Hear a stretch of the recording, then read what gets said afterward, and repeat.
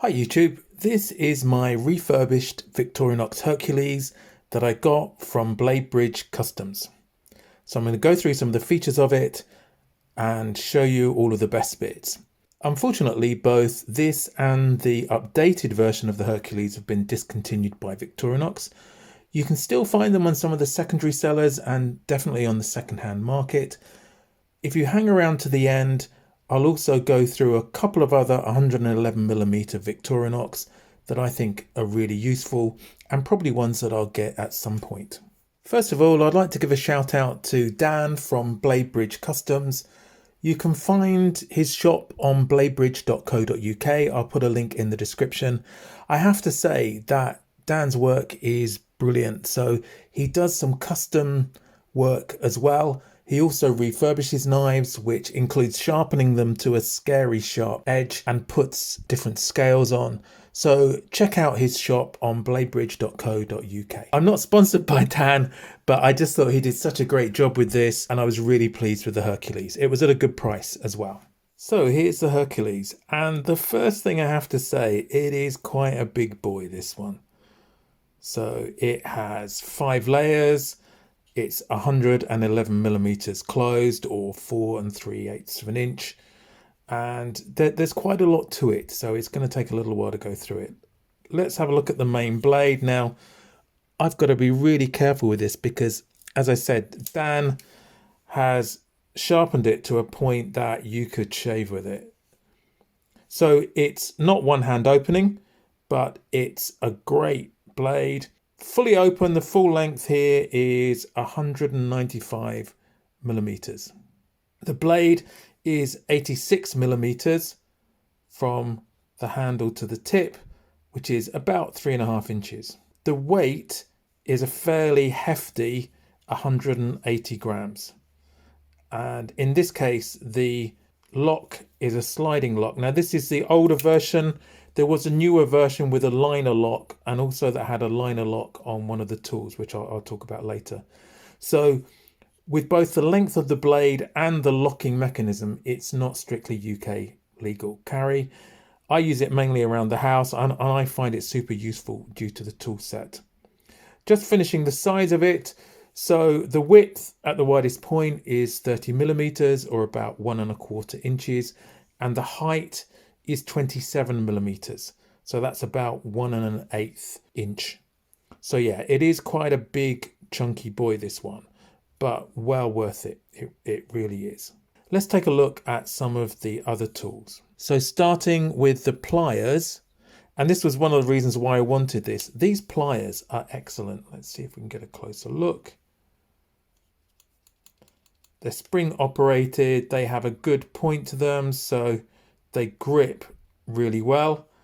And they also have a very small, but it works well, set of wire cutters built into there.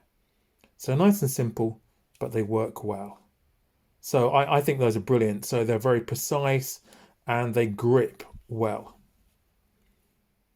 Also, sharing the same back spring as that, let's get it open. We also have the Phillips. So this is the larger of the two Phillips. You can see the head here, and it's got quite a nice snap into place. And what I really like about this is that it's well centered, so it makes it easy to use. And if you look at the shape there, I much prefer this to the back tools Phillips.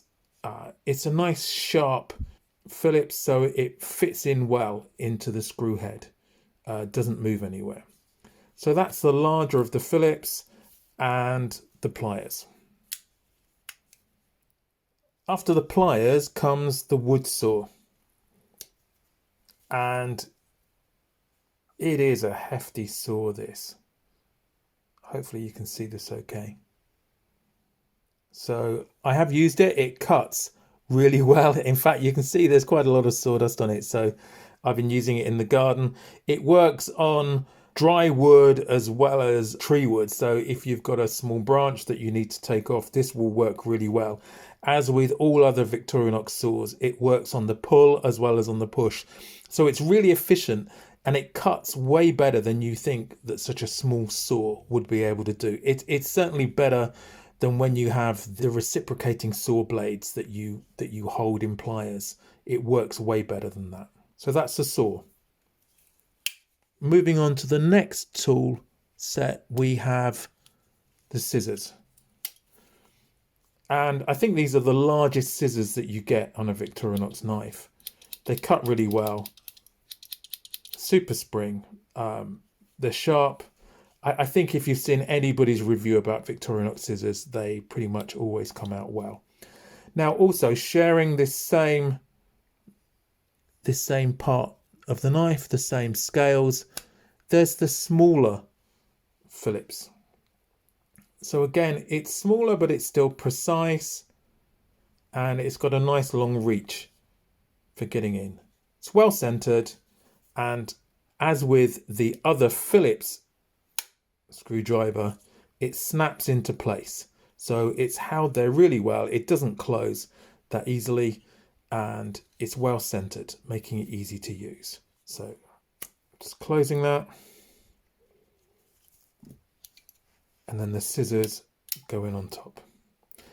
And then finally, the tools on the front. So we have the usual, let's just get that better in focus. Yeah, so there's a can opener with the small flathead, which can be used as a Phillip in a pinch, but with the two Phillips screwdrivers, you don't need that at all.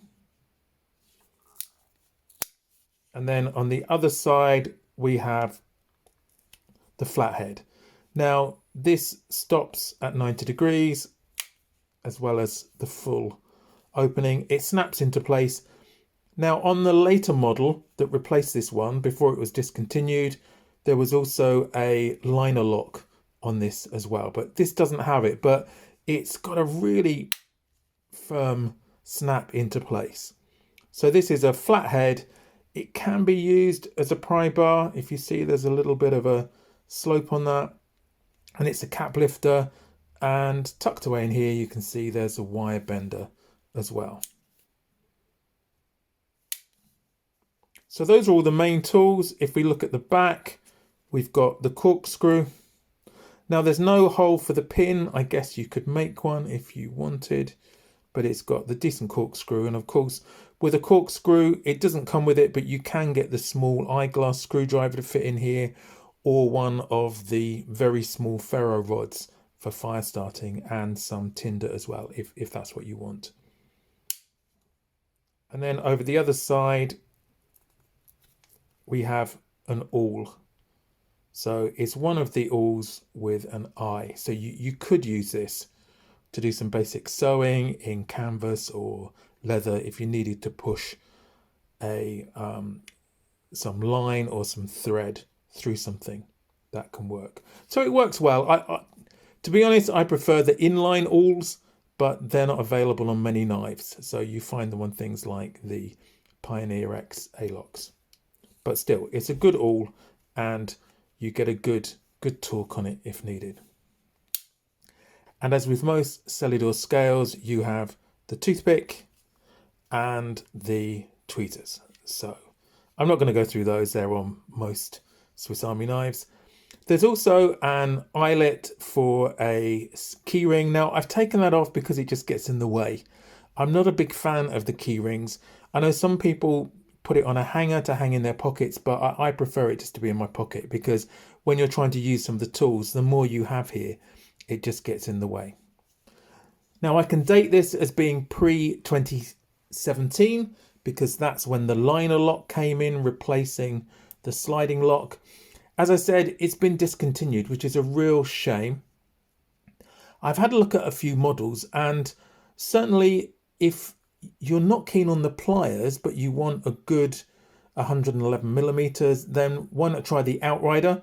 There's also the Trailmaster or the Trekker that has one hand opening. Or if you really want the pliers, then you could go for the Work Champ. And I'll put a link to those in the description as well. And then finally, there's also, if you want, and even if you want needle nose pliers, the larger ones, you can get the Ranger 74 grip. It's quite a lot more expensive though. So that's the Hercules. I'm really pleased with my purchase, both the fact that I've now got a Hercules and that it came in really good condition. Blade had been sharpened by Dan from Bladebridge. It's a knife that I'm going to use a lot of. It's in my pocket every weekend when I'm working around the house and in the garden, and I'm sure I could use it camping as well. Let me know what you think in the comments. It's a great knife. What's your favourite large Victorinox? Or does the size put you off? Let me know. Thanks for watching. See you in the next video.